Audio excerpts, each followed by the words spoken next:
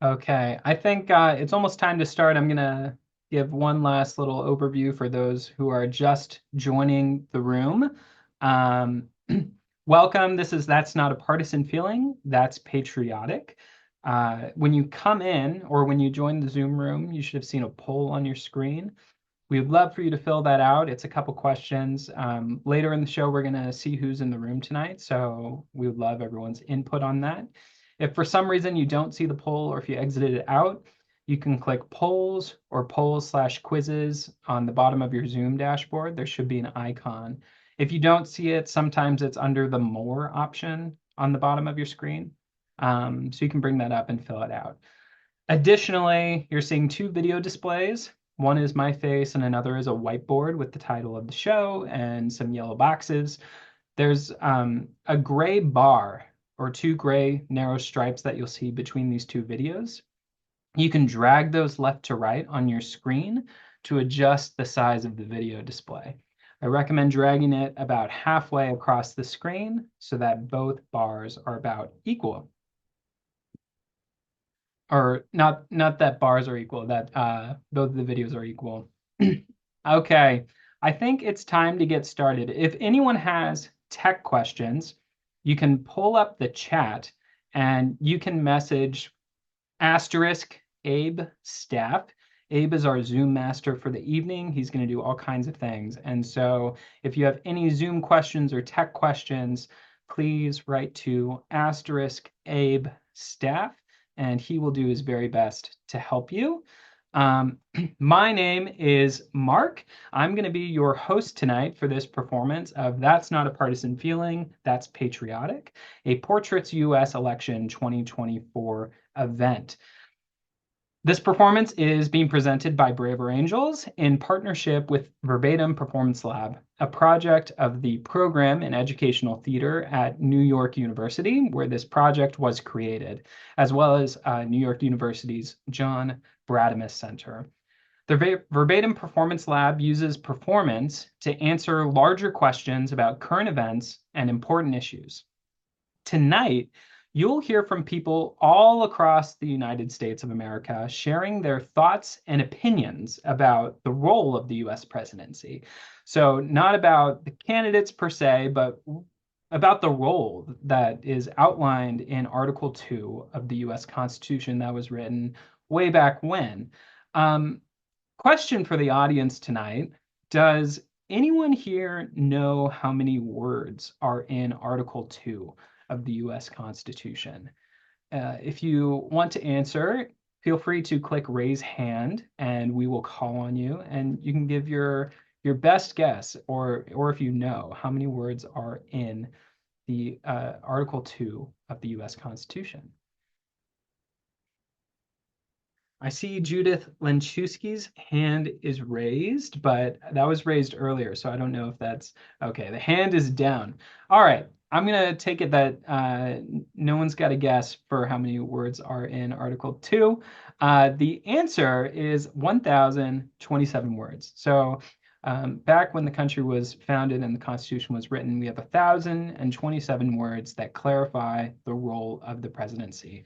It's outline, it's perhaps a more limited definition of what we may expect a presidency to be, given the implications of how presidents have governed throughout American history. Different presidents have taken different approaches, and it's not always necessarily within the definition, right? So the big question for us tonight is, what do people living and working in the United States today think and feel about the US presidency during this 2024 election cycle? Obviously, people have really strong opinions about the candidates running for president, but what do people actually think about the role itself of the president? What do people think the president actually does in office? That's what we're trying to figure out tonight. Verbatim Performance Lab started this investigation by going back to Article 2 of the US Constitution and looking at what it actually says about the president's responsibilities. Then they crafted a series of prompts for participants to respond to. They interviewed 70 volunteers from across the United States, and tonight you're going to meet 10 of them, as performed by 5 different actors. So let's take a moment to meet these five actors that are going to be playing these different people tonight. So they're going to be coming from backstage. And once they are on stage, we'll take a moment to introduce everyone.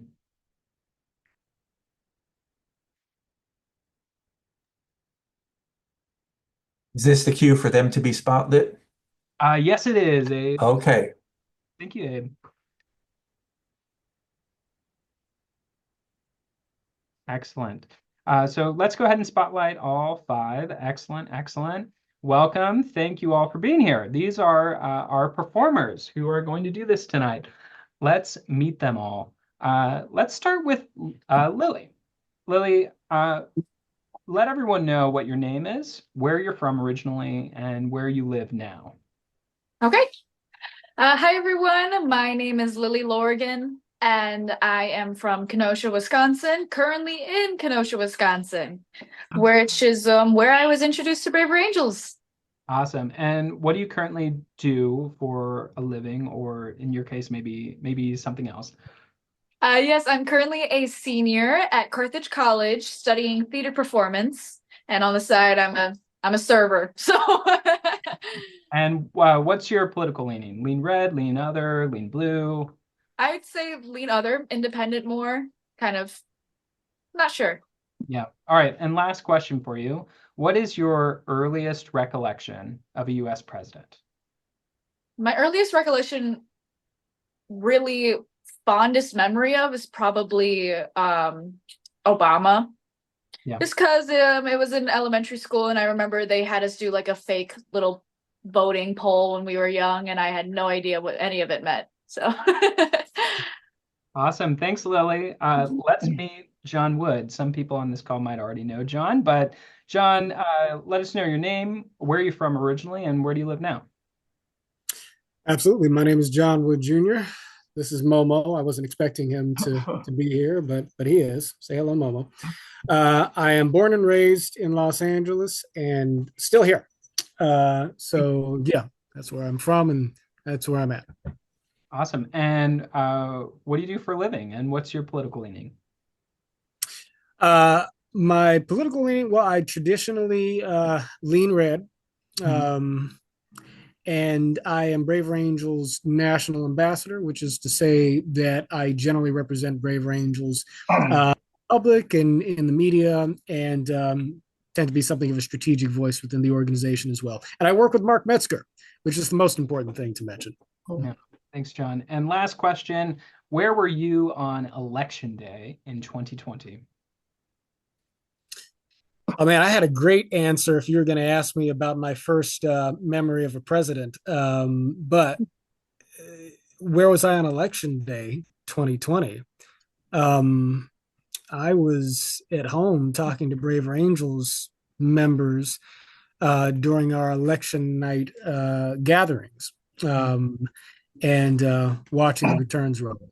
Are you sure you don't want to hear my first memory of a president story, though? It's really good. All right. If you're pitching it, we'll hear it. Not too long ago. It's embarrassing, but it's good. I was 5 years old. George Herbert Walker Bush was president. And I always was interested in watching the president when he was on TV because in my kid mind, I thought, well, he's like the king of America. So we should always listen to what he has to say. I was a very empathetic little kid. And when George Herbert Walker Bush lost, he was very sad at his concession press conference. I think he shed a tear. And so I started crying on the bed. My dad comes over to me, puts his arm around me. He's like, "What's wrong, son?" I look up at him, and I say to him, "I say, Dad, I was like, that mean old Bill Clinton took that nice man's job." And my father smiled at me, sort of, incredulously, and said, "Son, I think that George Bush is going to be okay." So there it is. Thanks for sharing, John. All right, let's meet Kate. Kate, tell us your name. Where are you from originally, and where do you live now? Hi, I'm Kate Peters. I originally am from Delaware. I was born in Delaware and made it all the way to California, where I live now. I live in Redlands, California, in San Bernardino County. Great. And what do you do for a living, and what's your political leaning?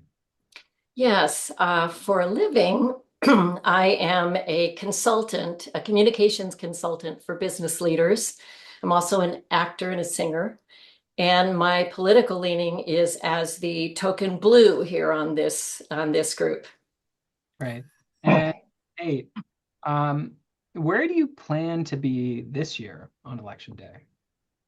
Well, I plan to be at home watching the elections, probably for a long time. And then the next day I leave to go to Cancun for a wedding. So I'll have a way to recover from it all. Nice. Thanks, Kate. All right. Dave, your turn. Dave, tell us your name, where you're from originally, and where you live now. My name's Dave Kaufman. I'm originally from LA, but it actually stands for Lower Alabama. I now live in Charleston, South Carolina. Great. And what do you do for a living, and what's your political leaning?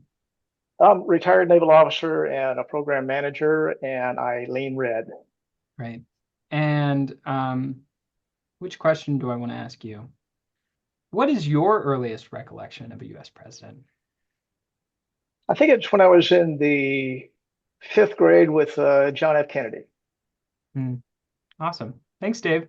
And last but not least, we have Mary Beth Bryant. Tell us your name. I guess I just said it, but where you're from originally and where you live now.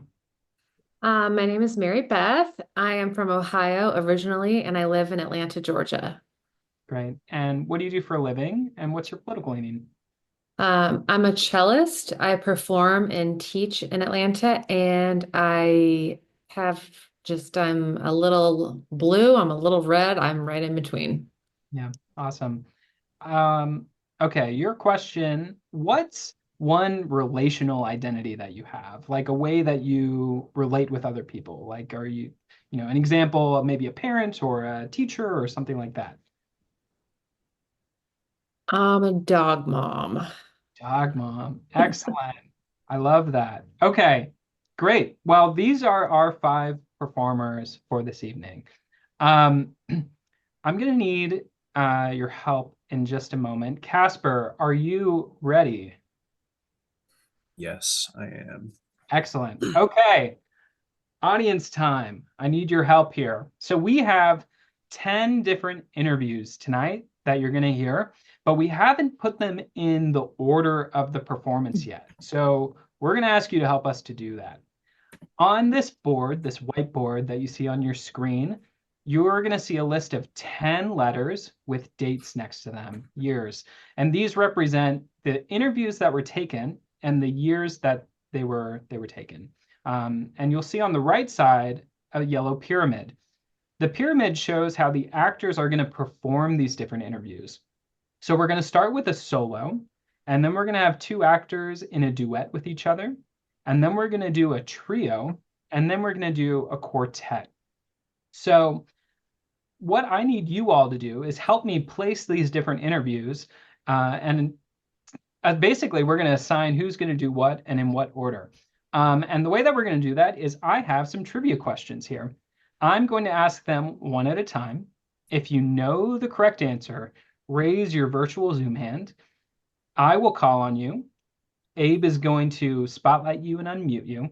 And if you get the question correct, you get to pick 2 of the interviews and assign them. So exciting stuff here.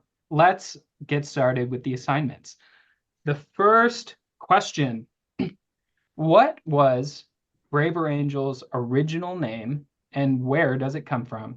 Ooh, I saw Susan Rico shoot up her hand very quickly on that. Abe, can you spotlight Susan? Susan, you need to turn on your video. Oh, okay, thank you. Hi, it was Better Angels, and it comes from Abraham Lincoln's inaugural address where he talked about the better angels of our nature. Nailed it, Susan. Round of applause for Susan. Okay, can you slot in 2 of these interviews? Let's see. So I got to put in, what do you want me to do now? I'm Yeah, sorry. so there's a list of letters, A through J, and you get to say what letter goes where. Oh, okay. Can we do D first? Where do you want to put it? At the top. As a solo. Great. Yep. And you get to do one more. So Okay. any other letter, and feel free to place it anywhere in the pyramid. J, and I'm going to put that on the bottom left on John Wood Jr. Okay, excellent. Thank you, Susan. On to our next question. In the 2020 election, there were 5 states that had less than a 2% margin of victory in counted votes. Who can name 3 of the 5 states? Okay, Wendy Jones, I see your hand. Let's spotlight Wendy.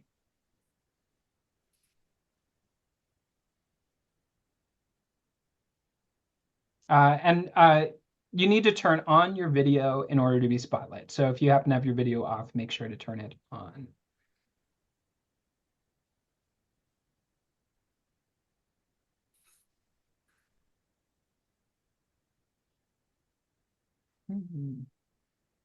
I don't see a video for her, but she can just speak.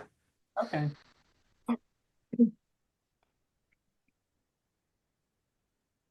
Wendy, you can go ahead. I unmuted. Okay.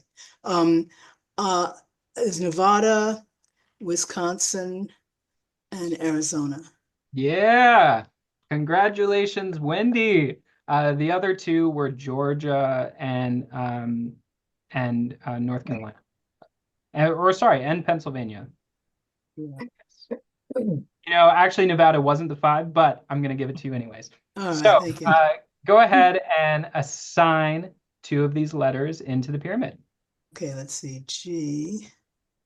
I'd like G to go to Lily. Great. In the trio. In the Great. trio, yeah. And E to go to John Wood. In the Great. duet. Awesome. Thank you, Wendy. Mm. Round of applause for Wendy. Okay. Next question. In John F. Kennedy's inaugural address, he made an ask of the American people for more civic engagement and public service in this country. What was the famous quote? Okay, I've seen a couple hands go up. Barbara Brown. Let's spotlight Barbara.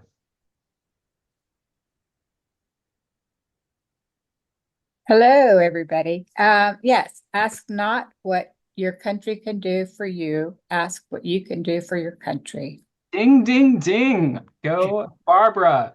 Okay, that was it. Go ahead and slot in 2 of the letters into our pyramid. All right, let's go A for Mary Beth in the trio.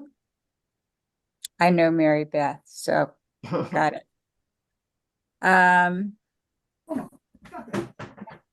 How about H for David Kaufman? Excellent. Great. Thank you, Barbara. Round of applause for Barbara. On to the next question. Which one do I want to do next? All right, let's see if anyone can get this one. In the United States, each state has its own laws about how primary elections work, which is when constituents vote for party nominees ahead of the general election. Can anyone name 3 types of primaries that we see across the United States?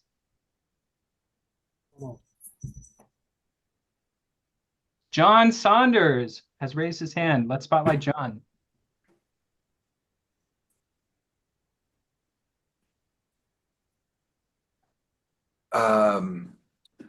So I'm going to say partisan primaries in which Democrat and Republican parties are separate. There are open primaries in which all candidates run. And there are also ranked choice vote primaries. But it sounds like I missed it. Sorry. Not quite it. That's not quite it. Okay. Anyone else want to give it another swing? Any other hands out there? Okay, we got Richard Anson. Let's go ahead and spotlight Richard. I'll unmute myself. Great. We can hear you. Okay. So we call them the guerrilla style, the party style, and the caucus style. No, that's more of a style of voting and not necessarily how the election works. Okay, I'm gonna throw a different question out to you, Richard, since I already got you. True or false? The majority of states hold what we call open primaries, where anyone can vote for any candidate. I wouldn't know the answer to that. Do you want to guess true or false? True. Oh, the answer is false, but I'm gonna let you assign a couple letters anyways. Okay. Go ahead and pick two. The letters, letter C for my grandfather. Mm-hmm. And where would you? And that goes to Kate Peters.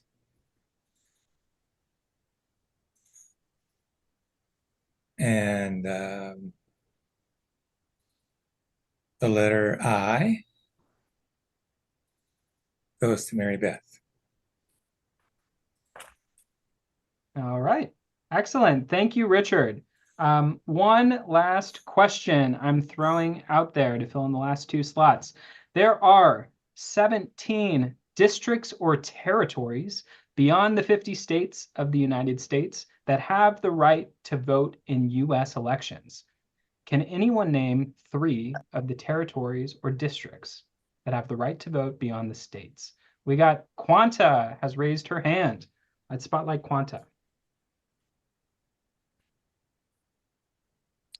Okay. Puerto Rico, Guam, and not Marshall Islands. Puerto Rico, Guam, and is it Mariana Islands? Yeah, you got it. The Northern Mariana Islands. Yes, those are 3 of the 17. So go ahead and slot in the last 2, Quanta. All right. B, Kate Peters, and F, David. Excellent. That's all we had. All right. Thank you all for your help. Now the actors know what pieces they're going to perform for you all. I'm going to send them backstage so they can prepare themselves. So see you all in a couple minutes. Okay, so while the actors are getting ready, let me explain something about these transcripts that the actors are about to use. The actors were only sent these transcripts that they're about to read for you 48 hours ago, so just 2 days ago, and we asked them to review them. All the transcripts have been anonymized, so the actors have no idea about the identities of the interviewees that they're performing. So they're performing simply based off of what this person has said.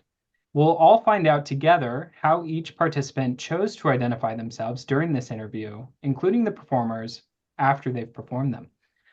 We'll have a reveal for all of them.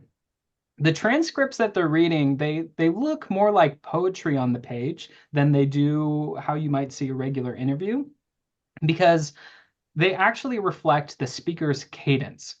Each time a speaker paused, we took a hard turn on the keyboard to note that pause. So the actors are going to use what we call scored transcripts and read them like a musician might sight read a piece of music. So they'll be taking out their own speech cadences and make it closer to how the interviews spoke them. To give the actors a little more time to prepare, we're going to review the information that you all submitted in the polls to see who's in the audience. So, Abe, can you share the results of who is in the room tonight? We'll all be able to see together. Okay, so the poll should have popped up on your screen. We have, so no one under the age of 18, and then we have kind of a skewed bell curve with the majority between 70 and 79. The next highest, 60 to 69, so on and so forth. So that's our general age range in the room tonight. Political leaning, mostly blues in the room tonight. We have 76% blue, 13% other, 9% red, and 2% professionally exempt, with a solid majority there. Oh, we can't see the words that people said from where they're joining. Oh, that's unfortunate. I was hoping we could. Abe, do you see the words at all on where people are calling in from? No. No, we just see that people answered it. That's unfortunate. Okay, well, we know your ages, we know your political leanings, and that's all very exciting. So in just a moment, we are going to start the performances as soon as I get the thumbs up from people backstage. Does anyone want to shout out where they're calling in from? I guess we can't just unmute ourselves, but you could put it in the chat. You could chat Abe, and Abe could read it in. Oh, I see Long Island coming in. Welcome. I'm in New York City, so not too far. Got Scott Ross calling in from California. Nancy from Vermont.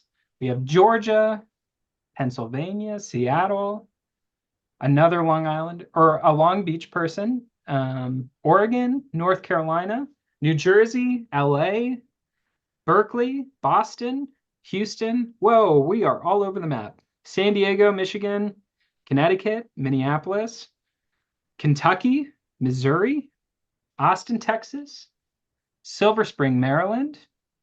We got Wisconsin and South Carolina. We're covering these whole United States tonight. Rockville, Maryland, Boise, Idaho,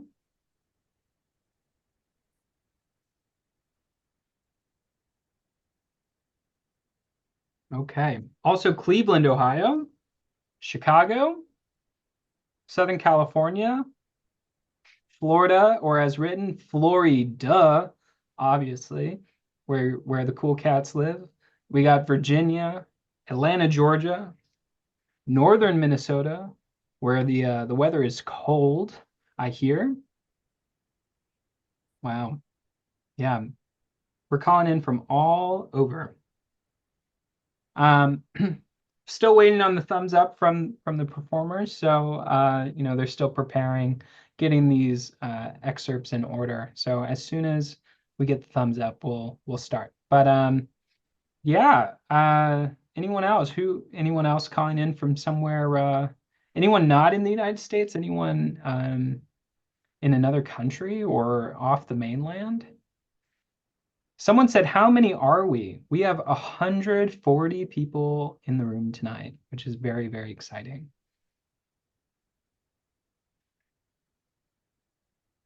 Abe, you can take down the poll results if they're still visible for people's screens. Okay, all right, everyone. Welcome to the stage our first performer, Lily. Give her a round of applause. Excellent. Hi, Lily. Go ahead and begin whenever you're ready with an introduction of the piece. This is yin and yang. Don't get me wrong, Trump says a lot of stupid shit.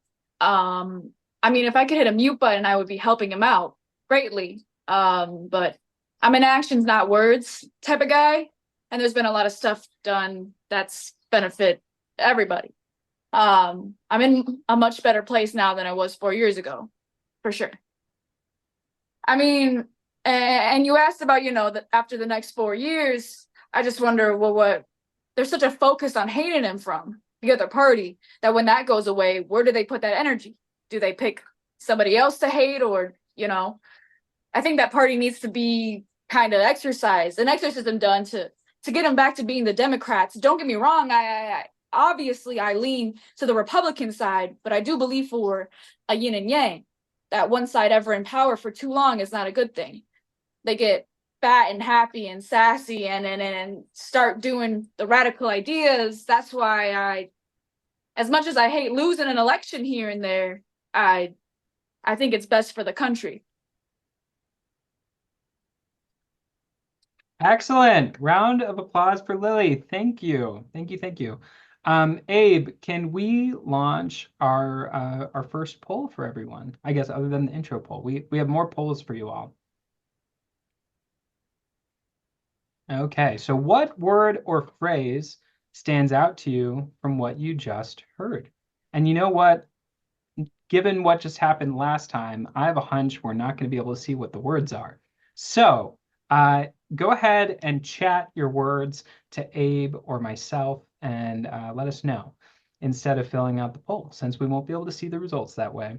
In the meantime, Casper, can you reveal who is behind interview D? Who just read this or who gave this interview? Neil from Wisconsin, leaning red. Neil from Wisconsin. Look at Yeah. that. Girl from Wisconsin, reading an interview from Wisconsin. Look at that coincidence. All right. We got some answers about what stood out to people. Someone said hate. Someone said they get too fat and happy. Another person said confusion. Yin and yang stood out. Fat cats stood out.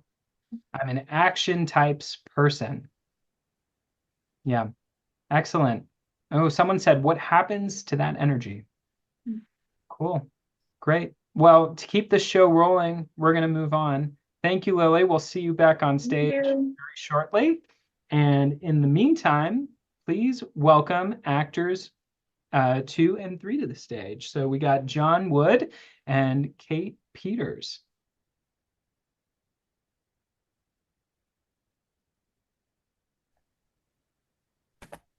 Okay, Excellent. here we are. Yeah, go ahead and introduce your pieces whenever you're ready.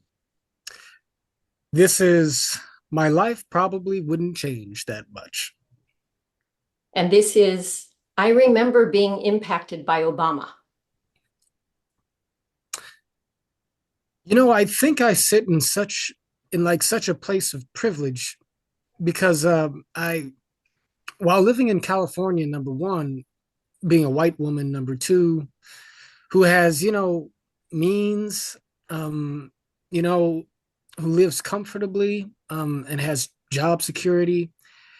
Like, often I don't think that there's a huge political impact on my day-to-day life, right? Except for, maybe taxes, things like that.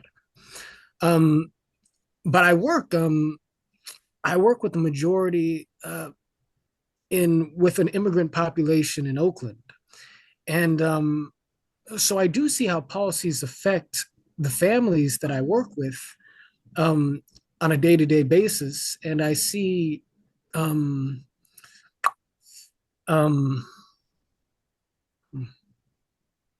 I was taught United States history during middle and high school in my school. So we actually dedicate a whole year in high school to US history from the very beginnings when the Native Americans were still there and England started to colonize the territory all the way to, that was probably 2008, 2009, when I was studying this. So kind of a short version of the almost 500 years of history. And at that moment, it really shaped me because it was 2008. The elections were happening between Obama and Bush. I and then of course I think environmental issues obviously affect us on a day-to-day basis, although it's so hard to quantify, like that what a president does, how that directly affects our environment. But obviously, during the Trump years, there were all these regulations were relaxed and all these things happened. And the EPA had got less and less power. So, I mean, obviously all those things affect my life, personally. And the wildfires in California and all the things that are happening, it's like hard to say that you could directly link that to the president, but obviously policies and things affect climate change. But yeah, I feel like I'm very aware that even if Trump got reelected, that my life probably wouldn't change that much. And I know that for a lot of people, it would, right? So I remember studying the current events part of the history class, was really paying attention to what was going on because it was an election year. And because in school they were the teachers really wanted us to be paying attention to the newspapers and paying attention to what we were seeing on TV. And then we would come back to the classroom and talk about it. I remember being very impacted by Obama, like his speech, the way he spoke. And I don't know, it like inspired respect. So I never had like a formal political opinion on like US government parties, especially first things, Puerto Ricans can't even vote for the president. But at that time, I remember being very impressed by him. So when people would ask me, oh, like, who do you want to who's your candidate? I would always say Obama. But I, at that point, didn't even know the implications of the Democratic Party. It was more like an affiliation to the person himself than to what he stood for, basically. Excellent. Give a round of applause for John and Kate. Thank you. Abe, can we launch our next poll question? And this one you should actually fill out because we'll be able to see the answers. Okay. Which person do you agree with more? And not the actors, but the characters that they just read, or the people that they just read, the interviewees. Kate or John Wood? Both or neither?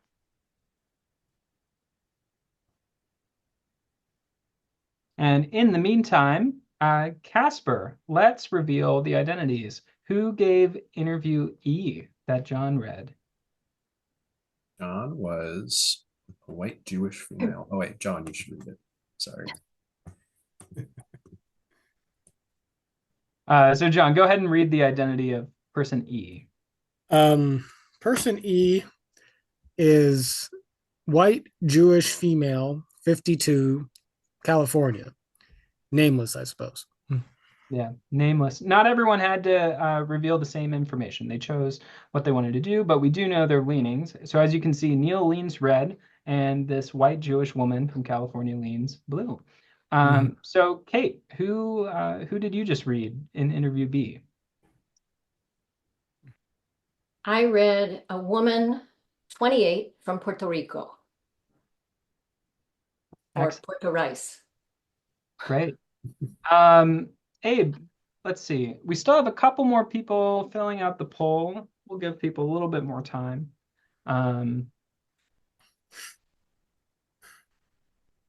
Okay. Let's go ahead and reveal the results, Abe. All right. So, very interesting. Equal numbers of votes for people who agree with our woman from Puerto Rico, or both of them. And, pretty close on people who agree with neither, or people who agree with John Wood's character. Very interesting. Excellent. So, thank you, John and Kate.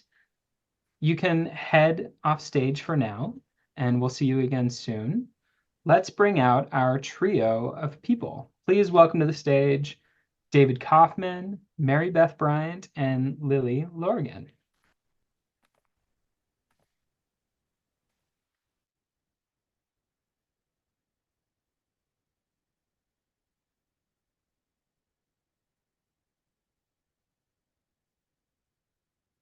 Awesome. Okay, Dave, go ahead and introduce your piece whenever you're ready. This is Wait Till Your Father Gets Home. This is I'm not looking to vote for the most Christ-like. And Abe, let's unmute Lily so she can introduce herself as well. This is More United, States.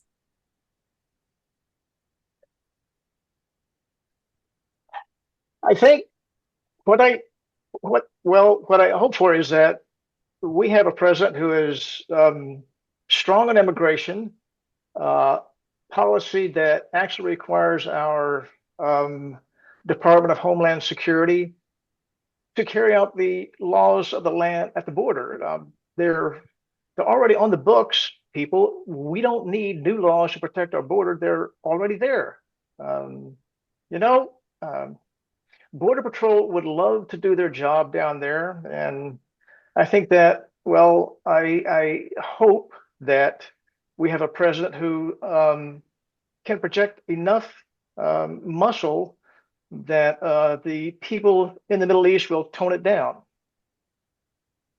Yeah, so disagree with the idea that, well, he's not about reparations, right, for Black folks, and that's just a strange thing for me because Black people in this country have been paying taxes for a long time and have had to pay into other reparation based efforts for other groups of people, right? For Japanese Americans who were put into the internment camps, right?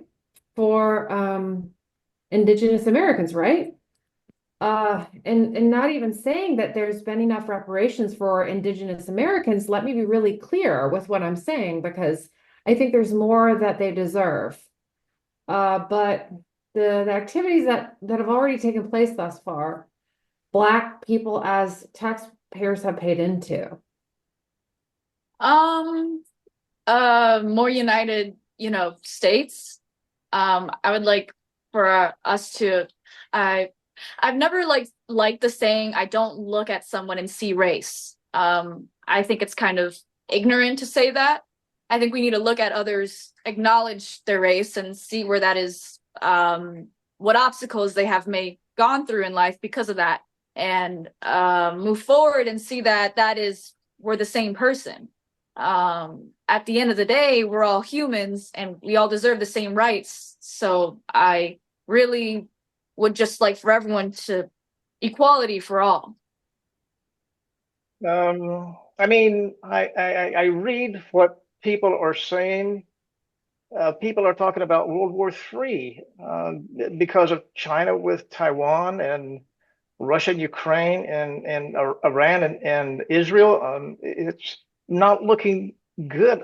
North Korea, South Korea, North Korea and Japan, right? Like there are all kinds of things going on right now, and we're not even talking about what's going on in South America, Central America, and the other continent of Africa. There are things going on, and who knows what it could take for those little, flickers to just explode into a massive fire. And so I think we need a president who projects a sense of, you better knock it off. Wait till your father gets home. You know what I mean? I think we need some of that. I think that does, that has really been helpful for us in the past.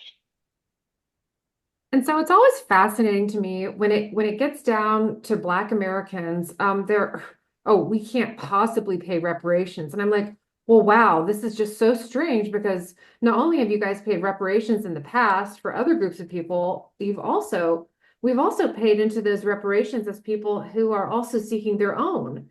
And so anytime that people or candidates are like, no, I don't agree with reparations, or no, we're not going to talk about that, I call bullshit. And I'm just like, nah, you're not from. Bernie really almost lost my vote in that moment. And I really had to go, there's more to his platform than just and those things that he's talking about, and will still be helpful, to more people, like work on behalf and of alongside in the struggle for true equity, and, hold them accountable, bite the bullet, for the moment, hold them accountable, and don't silence yourself, which I'm not looking for. I'm not looking to vote for the most Christ-like candidate. I'm just looking to vote for someone who's actually going to make a dent in, good sense, like in people's lives. So yeah, no, I don't agree with him, but I don't agree with any politician that says that reparations for Black people, that's a non-starter. Cowardice.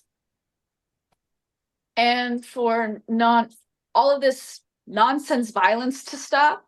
And I would just like a world where I would like my kids to be safe, and just a world where I would like to even bring kids into. Just just make things, I know it's hard to say just make things better because that's a very broad statement, but yeah, just kind of clean up the environment if we can.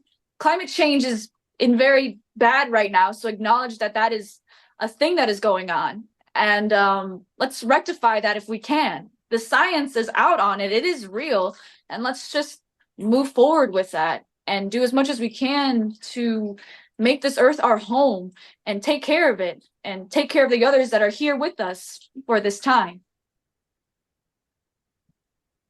Okay. A round of applause for our trio. Abe, let's launch the next polling question. Okay. Which of these people are you most likely to encounter at a family gathering? So of these characters or people that they just read, who are you going to find at your family gathering? David's character, Mary Beth's, Lily's, all of them, or none of them? And in the meantime, while people answer that, let's reveal the identities. So Casper, can you show us who is behind, who gave us interview H? And Dave, go ahead and read it when Casper moves the box. So Xander from Florida and is independent. Great. And who read, or who gave Mary Beth's interview, which was interview A? African American man, 35, from Pennsylvania. Excellent. And Lily, let's see who's behind interview E or G. Ooh, Casper spun it. That was very theatrical. Taylor from Georgia, leaning independent or other. Awesome. Great. Okay. Abe, let's go ahead and reveal the results.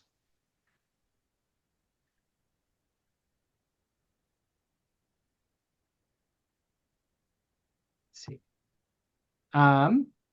So are we seeing I can't tell if, yeah, I think this is locked. Yeah, those are the results. We're most likely to find David's character at a family gathering at 29%. Most of us said we're going to find Xander at our family gathering. Also, a lot of people said Lily's character. So Taylor from Georgia. Less so of Mary Beth's character. Some people said all, some said none. Very, very interesting results. Okay, thank you all. Dave, Mary Beth, go ahead and stay on. Lily, ta-ta. And let's bring up John Wood and Kate for our final performance.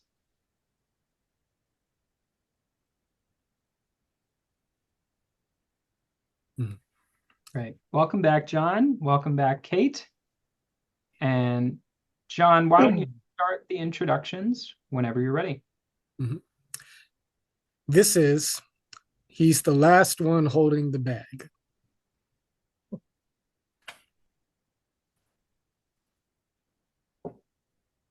Let's unmute Kate, Abe, so she can introduce her piece.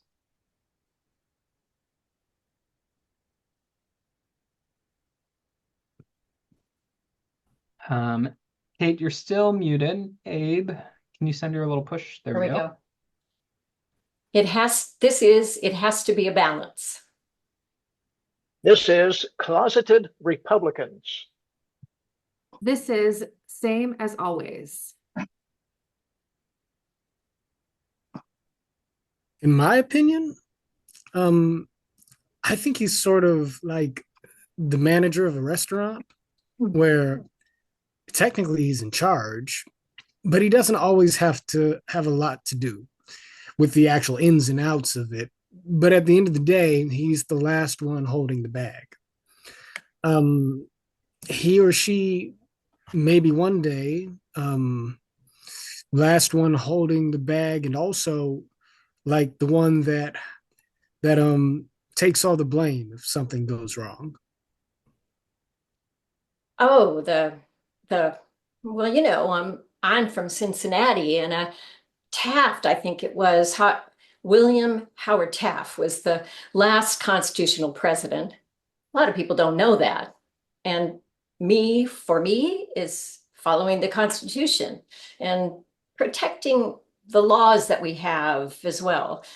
But he also has to be a person that that is like on a football when he, move the ball down the field in the economy, help with the economy, the border security and a lot of, and but you can't put so much regulation in where it does things to inflation.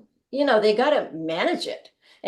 But sometimes they get in there and they spend, or they raise taxes, and they do all this, and then they wonder why if things go out of control. It has to be a balance. So my best friend and I were raised very similarly with parents who are like a little conservative, with like don't identify with like Republican Party or anything. Actually, both sets of parents are independent to the core. And we were, getting drinks, and we were like, we never really talked politics. And my friend is like, oh, like you're a politics major, you probably know so much. And I'm like, I don't feel like I don't. I feel like I don't. But we are talking about the election, and we ended up making this group chat that was like, I forget exactly what it's called, but it's like closeted Republicans, like as a joke. Like you're literally not Republicans, but it's like sometimes we feel like when we're talking about the election and actually voicing like opinions, like obviously, like we don't like support Trump or anything, but it's like these two candidates just make us feel so like not representative of anybody in the country for real, like.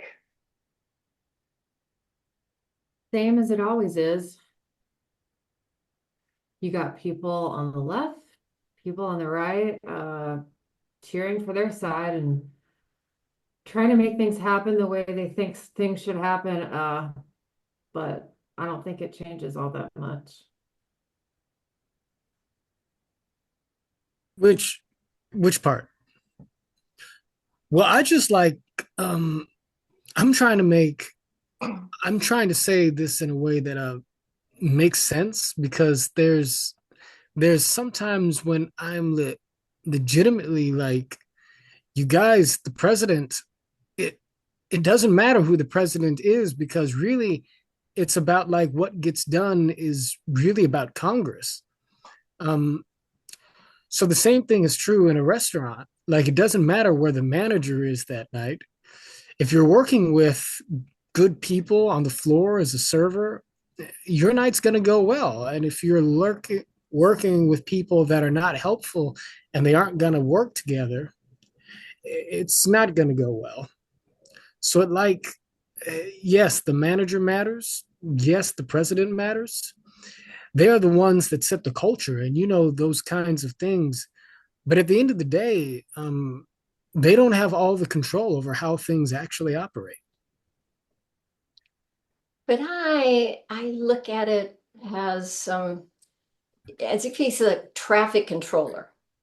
You got 500 planes, and 10 seconds, they all gonna run out of fuel.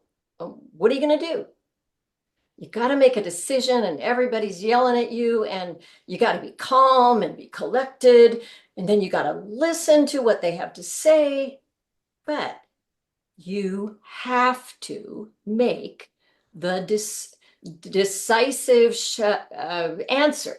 You got to give that answer, and it has to be done in a quick, and you have to be a great listener, and you also have to be somewhat compassionate, but you don't necessarily have to be, but you have, but yeah, that's what I think.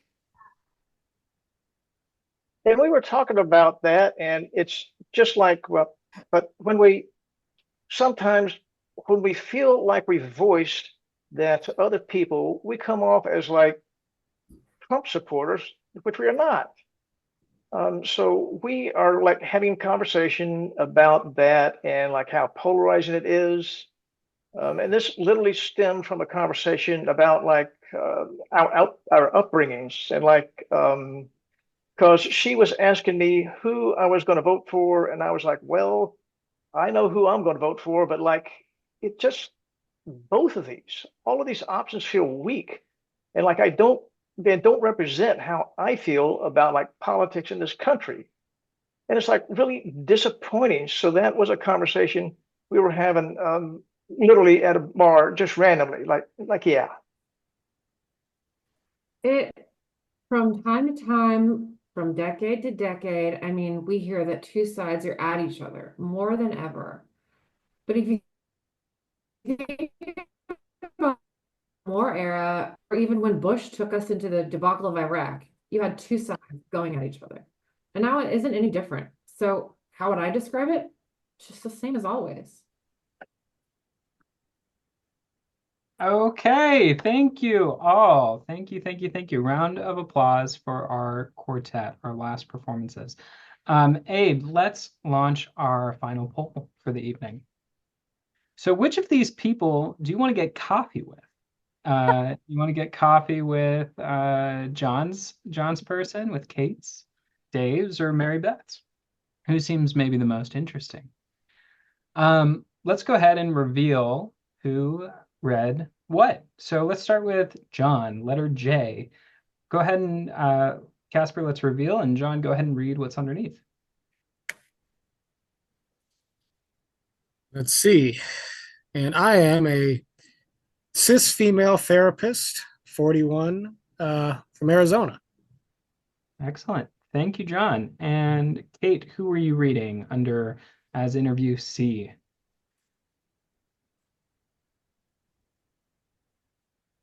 So I am Ron Sugar Bear from Iowa, who leans red. Right. And Dave Kaufman, you were reading interview F. Who was that person? This is Mimi from Delaware and looks to be independent. Right. And last but not least, Mary Beth, who were you reading as interview I? I was reading Mike from New Jersey, who leans red. Great. All right. Abe, let's go ahead and reveal the poll results. Okay. Pretty equal except for Dave. People really, okay, we got a little nudge on Dave. So who was that again? That was Mimi. Mimi from Delaware is very popular. She's going to have a lot of coffee dates coming up in the near future. Okay.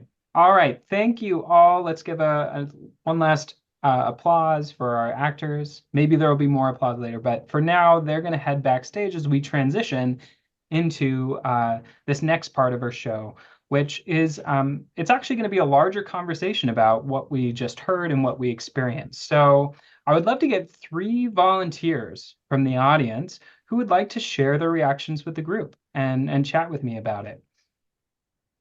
Do we have any volunteers? Anyone raising your hand? Okay, we got Alex Weisenfels would love to share.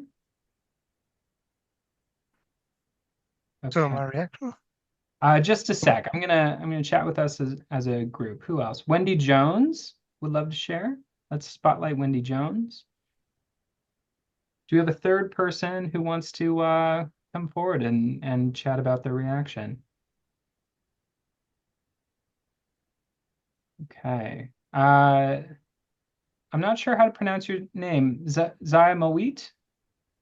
I hope, well, I'll chat with you in a second, but come on forward. Come on down. Abe, that's spelled Ziemow. Great. Thank you. So go ahead and put your hands down for just a sec. Let's have you all introduce yourselves real quick to the group. Let's start with Alex and then Wendy and Zymawit, or if you can correct my pronunciation in a second if it's wrong.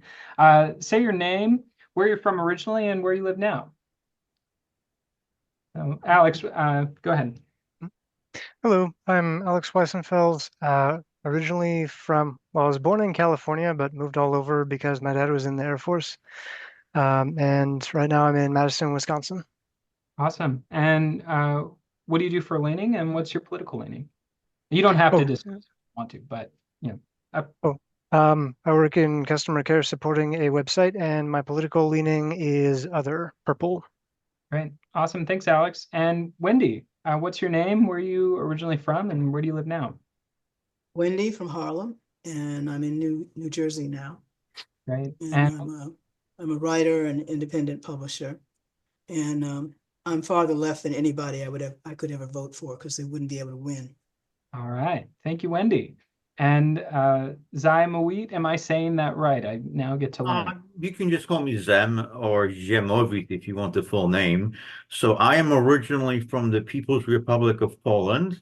I currently reside in San Jose, California. I'm a software engineer currently on disability, and I'm bluish, but with many caveats. All right, great. Thank you all. So the first question I want to ask each of you is, how do these voices that you just heard tonight impact the way you're thinking about voting for a presidential candidate this year, if at all, or voting in this election? Has this shifted your thinking or given you anything to think about going into November? Alex, why don't we start with you? Hasn't influenced what I think of the status quo, no. Yeah. And Wendy, what about you? No, it has an influence, but what I like about it and what I found as an activist is that there's a lot more nuance than we ever get because we only get the people screaming and yelling and, but it's a lot more nuance. And this must have been before Vice President Harris replaced Biden, because I get the feeling that there are people saying that they didn't like either one. And that's now I think it's more clear that more people are, clear about who they want. Yeah, so interviews were taken at different times, as you might have seen in the years. Some were taken in 2020, some in 2022, and then some in 2024. And in 24, some were taken when Biden was the nominee, and some were taken when Harris was the nominee. So, they all came at different points in the timeline. But yeah, definitely some were before Harris jumped into the race. Zem, what about you? Has this impacted the way that you're thinking about the election at all? No, not the election per se. Yeah. What was it like for you all to hear these words that didn't necessarily line up with the person you were looking at? Like, what was your reaction sometimes? Did it ever catch you off guard, or how do you reflect on that experience? Let's start with Wendy. Well, it didn't bother me, I guess, because not as a professional, but, growing up, I took acting. So to see a Black man being a white Jewish woman, it didn't bother me at all. It just, just seemed normal to me. I'm from New York too, so that's part of it. Yeah, used to seeing people do different stuff. Interesting. Alex, what about you? I thought it was kind of funny just hearing the words and realizing, oh, okay, so this is a very different person from the actor. But I think they did a really good job of selling those personalities. Yeah. Did you ever find yourself reconsidering what they were saying when the identity was revealed? Was there any kind of like dissonance going on? I liked getting more context into these are the experiences that are informing how the person feels about different things and what they consider most important. Yeah, awesome. Thanks, Alex. And Zem, what about you? What was your experience like with the words that were being spoken, not necessarily lining up with the identities of who was saying them? Yeah, so like you pointed out at the beginning, that they were trying to preserve sort of the cadence, the rhythm of the speech, but it was sort of halfway.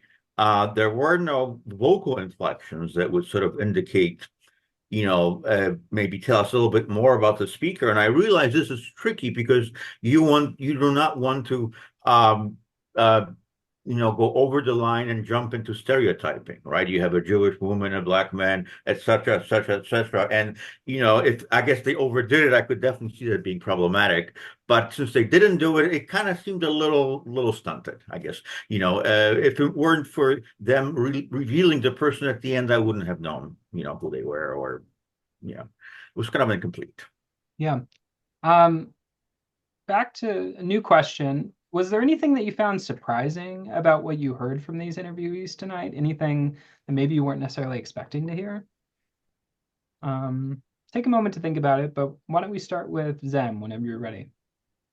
Yeah, I mean, we heard from a variety of people, and what surprised me is just how completely incoherent they were, all of them.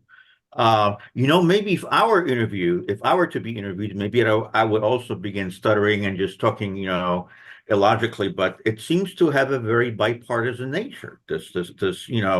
I mean, I could, for most of these people, I couldn't even tell you what their position was. Someone was talking about reparation. I think it was a black person. I do not know if he was in favor of them or against them.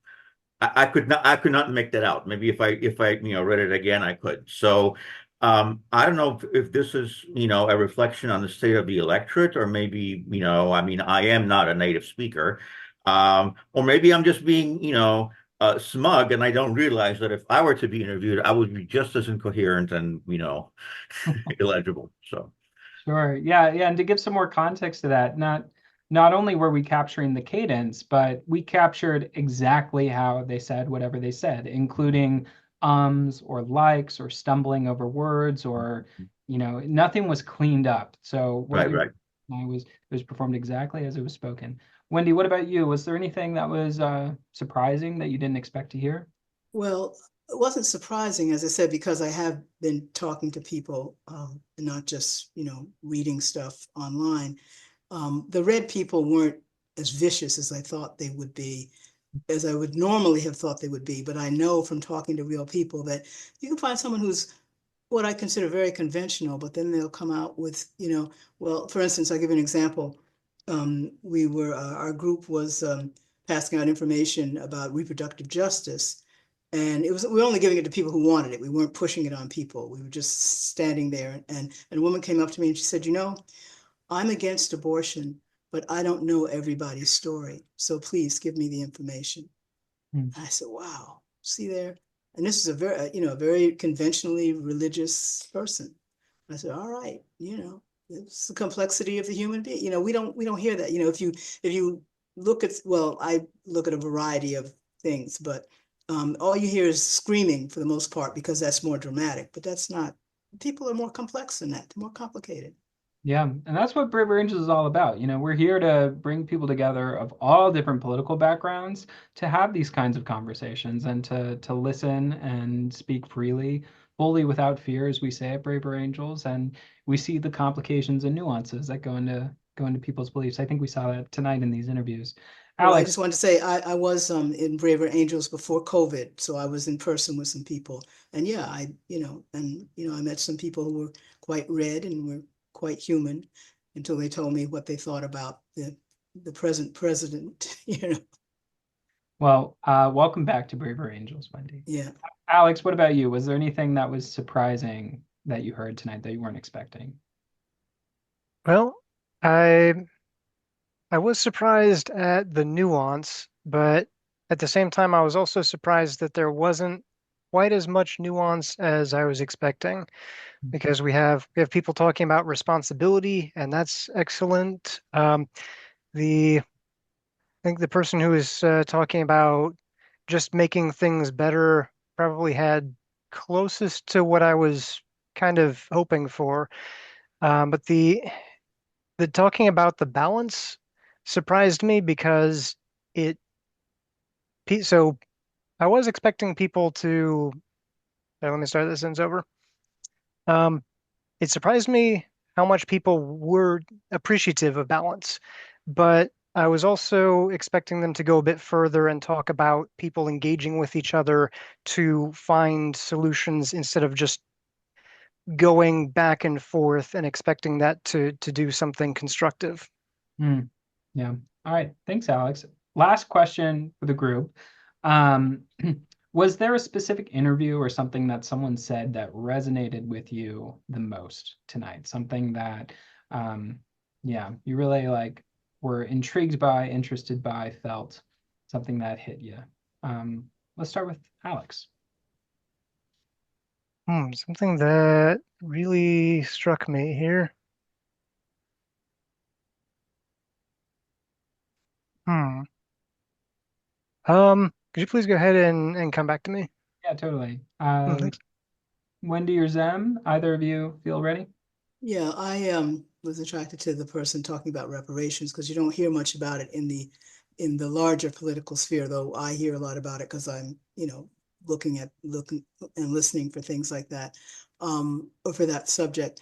I found it interesting. He was saying that Black people have paid into other people's reparations. When I thought he was going to say that they played off the enslavers. Lincoln gave the people in Washington, as long as they could prove that was their property, he gave them the value of the enslaved people.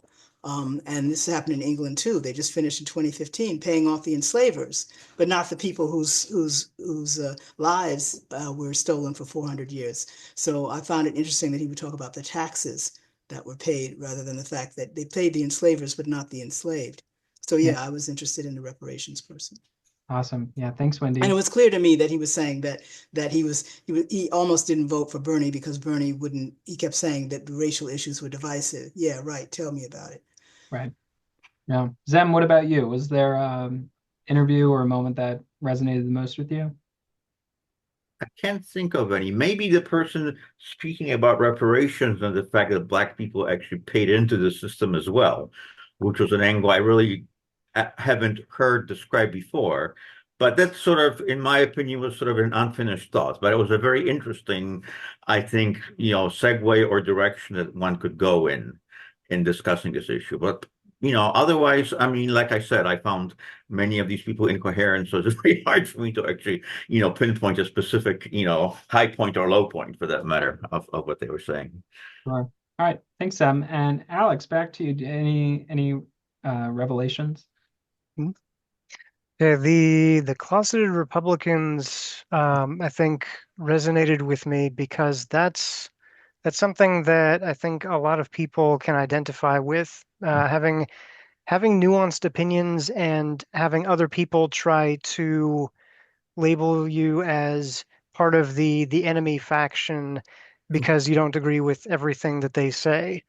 So that's why I'm hoping that we can stop talking about the the factions themselves and just reduce it to functional policy questions.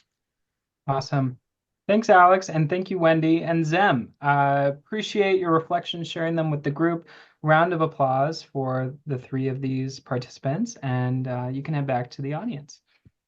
Casper, you can go ahead and stop the screen share on the whiteboard. We are coming to the very end of our event tonight. So we began with the question about how people feel about the US presidency in this election cycle.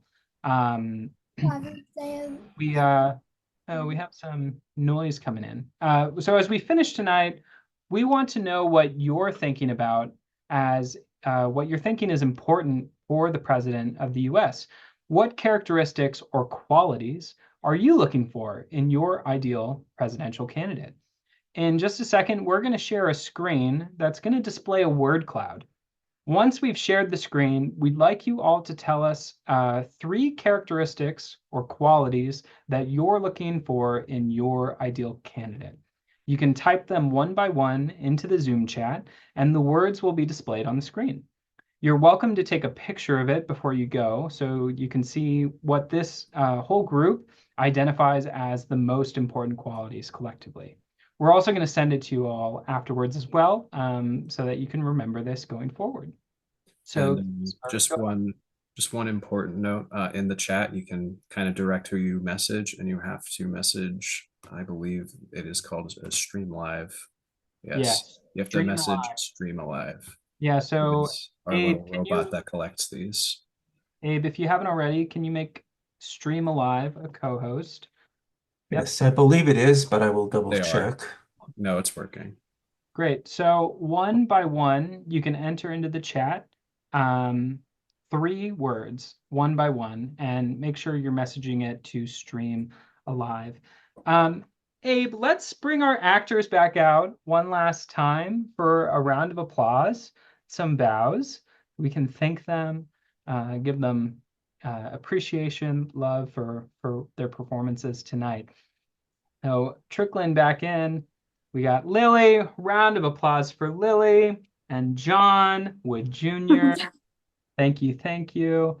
As more people are spotlit, John Wood Jr.'s son, how wonderful. His cat is somewhere there too, as we met earlier. Mary Beth, Dave. Big round of applause. Feel free to take a bow if you'd like. We're still waiting on Kate. Where's Kate? She must be coming still. Yes, I'm here. Kate Peters, last but not least, surely.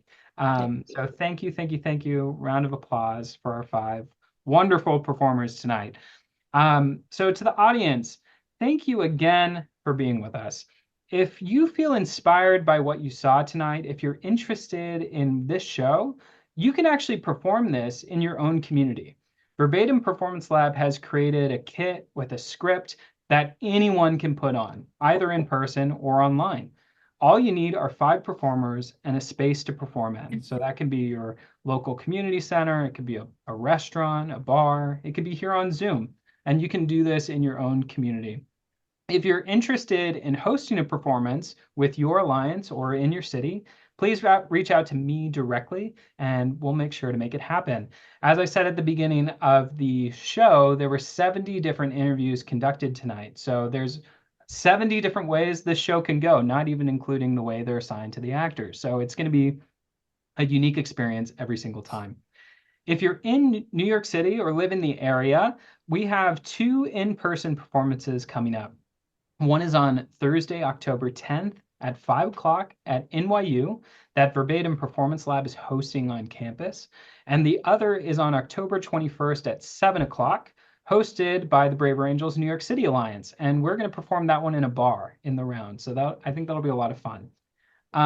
If you're not already a member of Braver Angels, you can join us at braverangels.org. We are the largest grassroots organization tackling political polarization in America by bringing people together across political differences through workshops, debates, and as you just saw tonight, performances like this. We have almost 14,000 members with over 100 local alliances across the country. Memberships start at just $12 a year, and you too can join this growing movement. So thank you again for being with us. Have a great night. Make sure to take a photo of this word cloud that we're putting together before you leave. I'm seeing integrity as our biggest word. Integrity, honesty, ethical character, compassion, unifying, humility. Great words there. So thank you all again. Hi.